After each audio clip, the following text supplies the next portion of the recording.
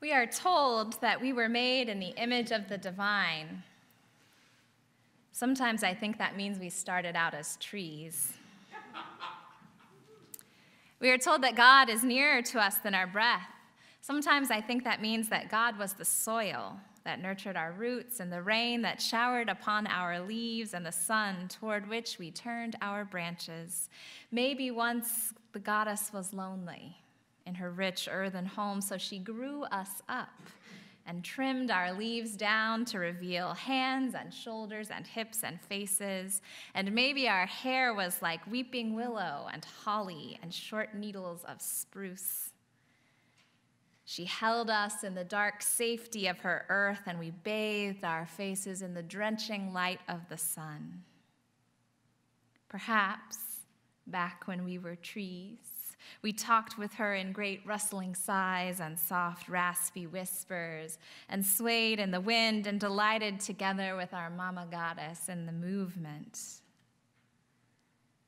But then maybe we longed to move more freely, especially when the autumn came and our leaves began to fall and tumble away from us. Perhaps we wanted nothing more than to go with them. Perhaps in this flight of imagination, one of us figured it out first, that we could be pulled up out of the ground. And perhaps one by one, we gently eased our roots up from the soil and delighted in moving and dancing, and perhaps our mother delighted in watching us. But then maybe when we rested, roots and tendrils would begin growing from our feet back into the ground, and we would be afraid of getting stuck, afraid of watching our leaves drift away, unable to follow. So we made shoes and carpets and cars and planes to protect ourselves from the inexorable pull of the ground. We wandered the sky and the seas, lonely as clouds. We forgot what it was to be held by the soil, cradled in our great mother's embrace. Only sometimes babies remember when they eat the dirt. Mourners remember when they fall to hug the ground and sob. Lovers remember when they lie on their backs in the grass and stare up at the stars. If you go far enough back in your ancient and branching family tree, perhaps down into the deepest spreading roots underground, you will find those who practiced their own earth-centered traditions, wherever and whenever in the world they were. Somewhere in your roots, there were ancestors who lived in deep connection with the seasons, plants, animals, and breathing earth, before they were forced into or chose a life of separation, before they were uprooted from the land of their birth, whether by participation in empire or colonization millennia or centuries ago, or by force across the Middle Passage or Trail of Tears, or by other means.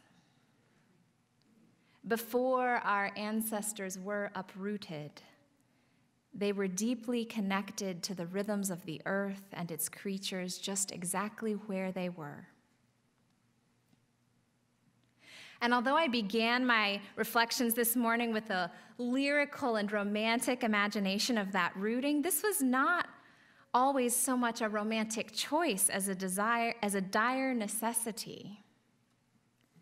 The animism and rituals of early human religions were not practiced so much out of some beautiful love of nature as they were in pleading for survival to the gods of the winds and rains and predators and poisonous plants.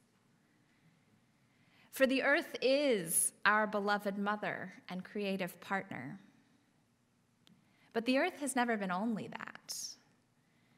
She is sometimes and often also a capricious and cruel sovereign. Just ask the bird who laid her eggs only days before a final spring freeze, or the parent who just yesterday somewhere in the world lost a child to a parasite of intestine or eye. This earth is beautiful and miraculous in its creation and sustenance of life. And it is terrible and ugly in its cycles of suffering and death. Perhaps we could forgive our ancestors for some first uprooting from the earth.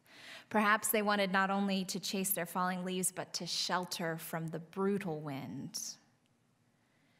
For religious traditions, petitioning the earth and the animals were not only reverent magic, but also survival technology, pleading and inviting the forces of the world into partnership with our fragile lives and hopes. When humans sought to understand the spirit of lion or bear, it was not only to channel their courage, but to avoid them on the hunt. When we invoked the elements, it was in deep and humble acknowledgement of how entirely they shape our contingent lives. And so, across millennia, humans maintained their earthly connections out of necessity.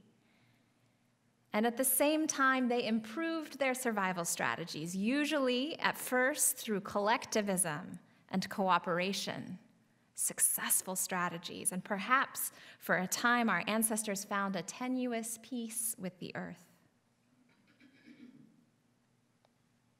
But then at some point, some ancestors, not all of ours, but some, in different places and in their own ways, found new strategies for survival that moved away from the collective and from connection to the earth. Strategies that abandoned seeking partnership with natural forces and sought instead dominion over the earth, control over that which had once threatened us so. These ancestors enclosed land and controlled natural processes. They developed philosophies of mind further and further away from the body and the earth. They developed concepts of ownership and set out to own everything.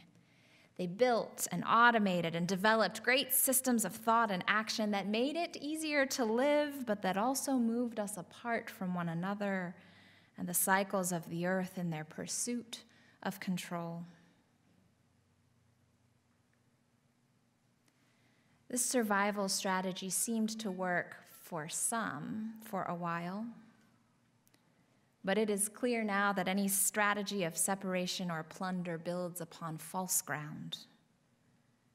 They were always a cheat, those strategies of dominion that favored the survival of some over others. A survival strategy of separation and dominion and supremacy will always reach a point where it is a strategy of death, even for those it once benefited, as it runs past human limits, so out of touch with each other and the earth. And the dominant culture of our world has long since reached that tipping point. It need not have been so, but it is. Dominion was not the only strategy for survival. Plunder was never the only path to thriving, yet here we are. This is what dominant culture has inherited. What would it have been for humans all together to live within our bounds? What would it have been to stay rooted while weaving together and innovating for survival, to withstand the cruelties of the earth while building upon our partnership with its beauty and with one another? What would it have been? We can catch glimpses now in indigenous communities and peoples across the world who sustained their connections, who have held tight to them and refused to let them go, their resistance a benefit to the whole breathing earth. But collectively, we will never fully know what it could have been for all humans to innovate survival while maintaining connection. We cannot know. So entirely has the logic of empire and dominion overlaid and invaded and formed the ways that most now encounter our earth. materially and spiritually. Everywhere on earth now, we are materially surrounded by systems of objectification and plunder. Nearly all of our institutions are built upon disconnection from land and sky and sea. Nearly every bit of the natural world is seen as asset, commodity, or property. Is there anything left on this earth that humans do not pretend to own in our hurry to bring it all under control? Spiritually, these material dynamics of objectification and ownership have yielded a deep soul alienation, separating so many of us from the earth and its interconnections, and denying the difficult truths of our earthliness, our vulnerabilities and limitations and mortality. Truths which, if we did not deny them, could connect us all the more deeply to each other, the soil, skies, and seas, and the whole breathing earth. This year, we are engaging a series of theologies for this moment, thinking about how different theological frameworks speak into this moment of collapse and transformation. And this morning, we are pondering earth-centered theologies. As we ponder what an earth-based theology speaks into this moment when other faith-supported cultures of dominion had led us into such deep crisis, we turn to the faith of our ancestors and to those who have carried it forward. Depending on the stories of our own families and cultures and lineages, some of us may have to look very far back indeed to find our own lineage of earth-centered spirit. Some need not look back so far at all. Some are still practicing that lineage in concurrent time right now. But wherever it is in the line, that earth-centered tradition is there for each person. And finding the roots we can rightly claim and not appropriate is profound spiritual work. There are so many earth-centered traditions. Some are ancient and still practiced in continuous line. Some are ancient and reconstructed. Some are new. They are all contextual and different. Yet perhaps we can draw forth a few principles to carry forward into this moment when it may only be reviving our relationship to the breathing earth that can save us from the death cult of dominion, even now destroying our communities and planet. The first principle is a deep, ritually experienced interconnection. Other traditions may proclaim interdependence, but earth-centered traditions sink deep down into a lived experience of that interconnection through practices that help them connect in ritual, prayer, and living directly into the flow of the universe. One way many earth-centered traditions do this is by deeply observing the rhythms of the earth and the turning of the seasons, which cycle around again and again and are marked in many earth-centered traditions with rituals and observances. Through following the turning of the wheel of the year, practitioners can experience cyclical time, where every connected thing exists in one eternal helix spiral, living and dying and living and dying and living again in a dance upon the wheel of time. Stemming from this deep experience of interconnection is the second principle, the sacredness of everything. When one is truly rooted in the interdependence of the earth, there can be no separation. And if there is no separation, there can be no categories of bad or wrong. There simply is the earth, the universe, and all its spinning parts. Can you imagine how that shift would change everything? This principle that rejects the Western and idealistic split between what is perfect, good, spiritual, and what is imperfect, flawed, bad, material, this hierarchy upon which all of the supremacy systems are built. Instead, earth-based traditions call it all blessed, though never perfect and not always benevolent. Dominant culture today tends to find an inherent wrongness somewhere in humanity, whether it is sin, ego, or desire, or some hierarchical projection upon those who would be marginalized. Dominant culture finds an inherent wrongness in the world, a horror at the body, the earth, and its processes. Earth-based traditions instead experience inherent rightness in the body, in every body, in the difference of bodies, in the earth and its processes. And they claim the dark and light together as part of the fullness of nature. And the final principle I want to lift up today from earth-centered theologies is that of mutual subjectivity. Mutual subjectivity, recognizing the spark of intelligence, consciousness, life in all things, from the mountains and rivers to pebbles and daffodils. Hello. And every animal we meet. Pagan practitioners and authors River and Joyce Higginbotham write, pagans tend to see all parts of the universe, from the smallest atom to the largest planetary system, as sacred and having some spark of intelligence. Most pagans believe that this living universe is able to communicate to all parts of itself on one or more levels, and these parts can choose to cooperate together for specific ends. And some call this cooperation magic.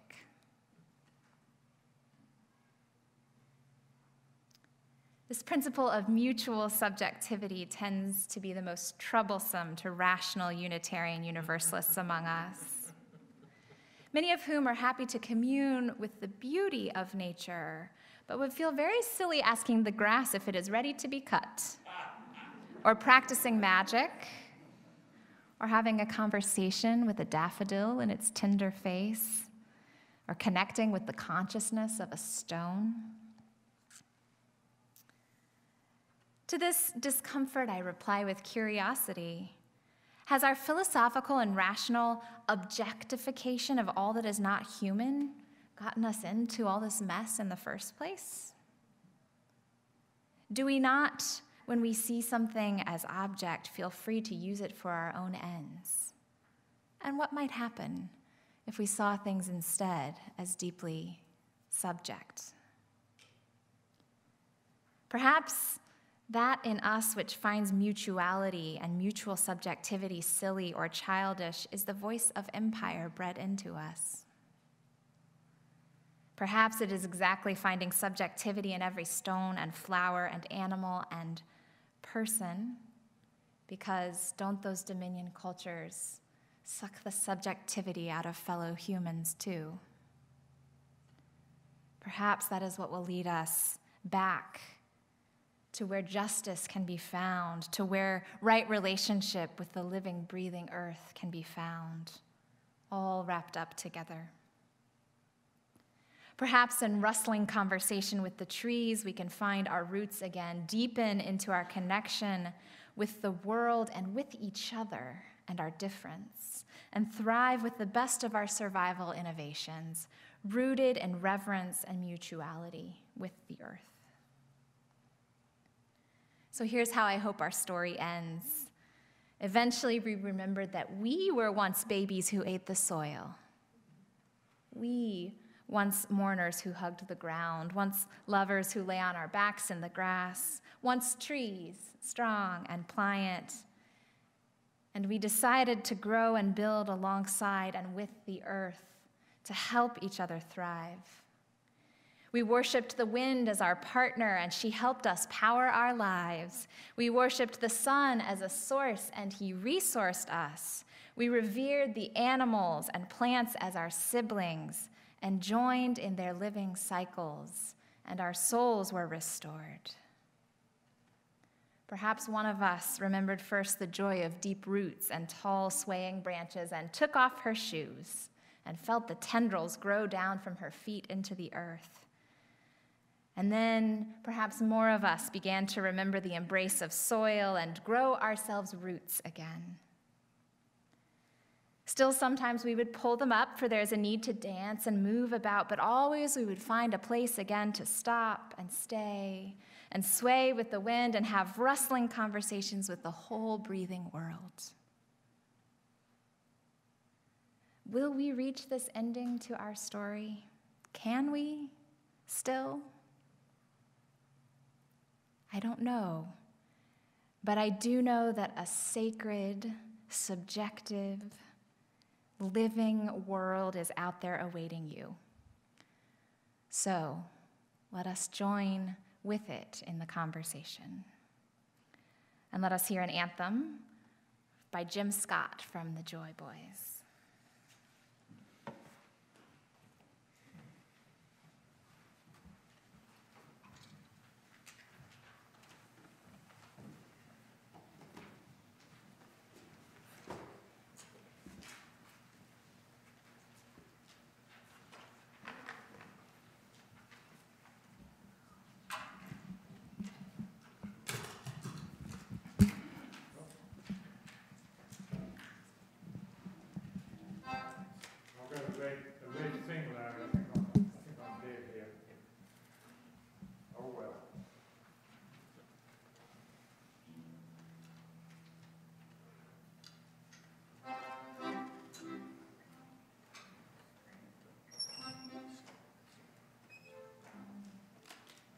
So yeah, Jim Scott. He was a friend. I've seen quite a lot of him, and I really admire his songwriting ability. Chorus goes, winter to spring, summer to fall, and may each of us experience a lifetime of it all. Summer to fall and winter to spring, we are here to share the joy and sorrow all the seasons bring.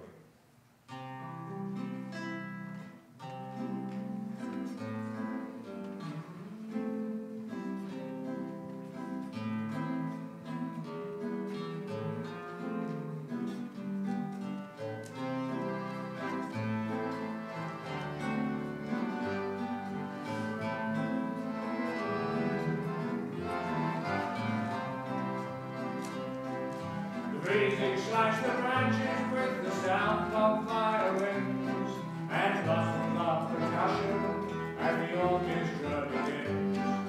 The summer sends its platform like a doctor with baton, awakening the players for the music must go on. Winter to spring, summer to fall, and may each of us experience the lifetime of it all.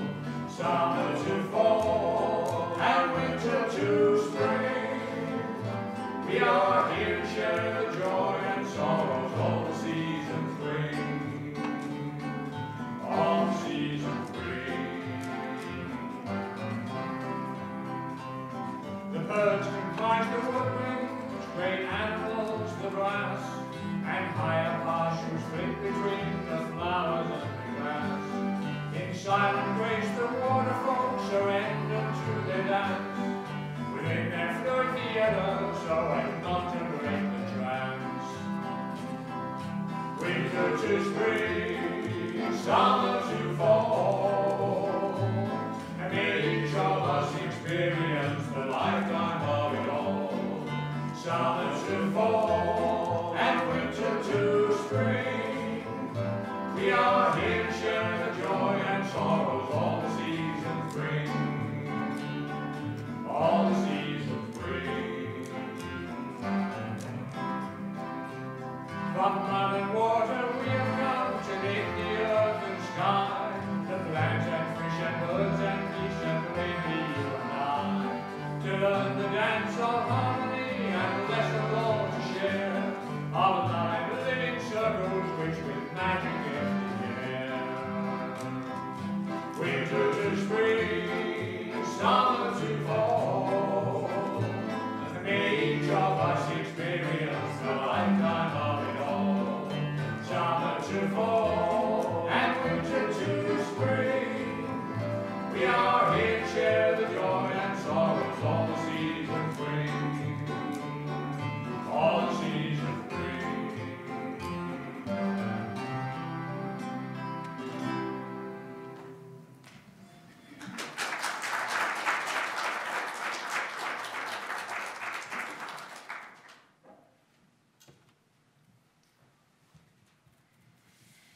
We are overjoyed that this morning is our new member in-gathering service, which we hold each quarter and which we are able to hold for the first time in person in, a couple years. So we are so overjoyed to welcome some new members among us this morning. Membership in the Free Church is an invitation to dedicate your lives into the service of love and the kinship of community. It is an invitation to spend your lives with us, to spend them on that which is worthy and beautiful and good, and to take up your ministry, our shared ministry of exercising the muscle of love and showing compassion to a world that needs our care. Upon joining our congregation, members join our covenant to show up for each other and our world week after week, that all might be renewed in the spirit of courageous love, reminded of our highest aspirations, and blessed by connection within, between, and beyond us. As a covenantal faith, united not by creed, but by promise to one another, we vow to support one another in good times and bad, to grow together on an adventure of the Spirit, and to work side by side for the healing of our world. This morning, we invite this cycle's new members to join our beloved congregation. There is no test of belief, only the requirement of commitment to our shared community and its work together. And so will those of you who have informed us ahead of time that you are ready to formally enter our membership, or who have joined online and been previously unable to sign the book, please come forward. Sign our membership book, introduce yourselves, and be warmly welcomed among us.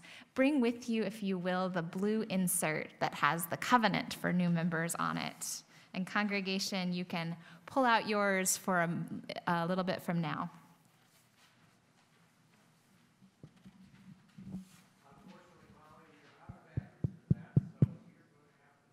Okay.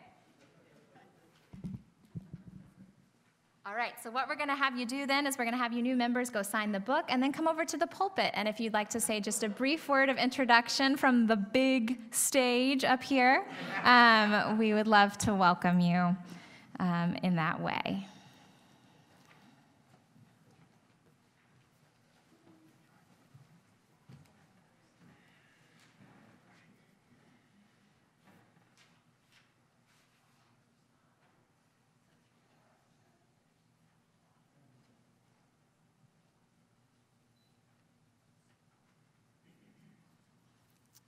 This book they are signing is our historic membership book that has signatures all the way back to 1957. The book itself is from the 80s, and our older members signed it then. Our congregation was founded in 1951. And now we have some of our first introductions. If Amanda and Art would like to come over.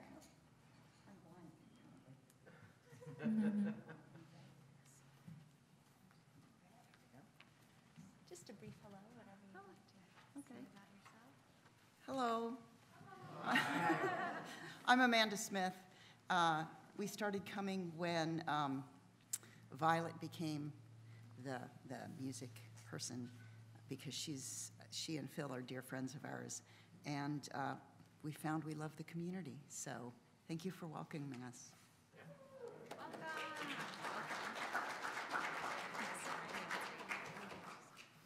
And I'm Art. I'm the other half of her and what she said.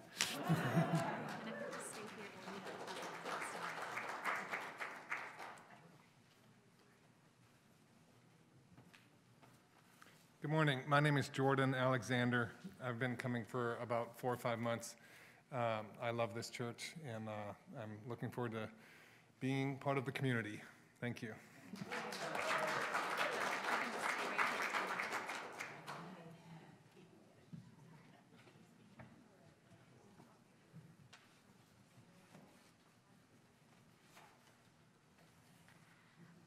My name is Adrian Mann. I'm here with my husband, and we found you all through protests. And we're a big fan of that kind of ministry, so yeah.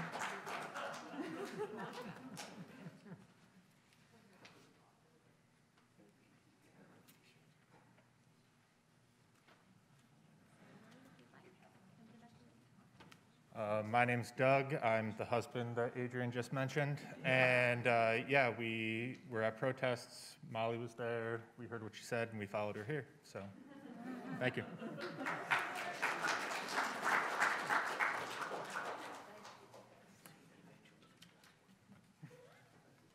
That's our kind of evangelism.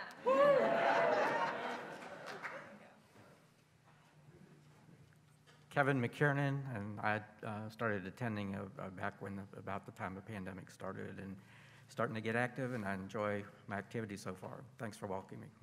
Thank you.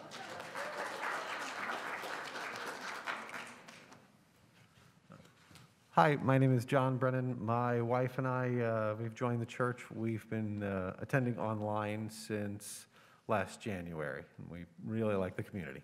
So, thank you. What a beautiful batch of new members. Will you join me, congregation, in covenanting with them? Using the words printed on your blue insert. First will be words from the congregation, and then from the new members, and then from all together. We, the members of the Unitarian Universalist Church of Columbia, welcome you into the membership of this community of faith. We are grateful for your commitment to our life together. We renew our covenant with each other to seek meaning and truth in love, to respond to the calling of justice, and to be strengthened by our life together. We now extend this covenant to you. Welcome, and now members.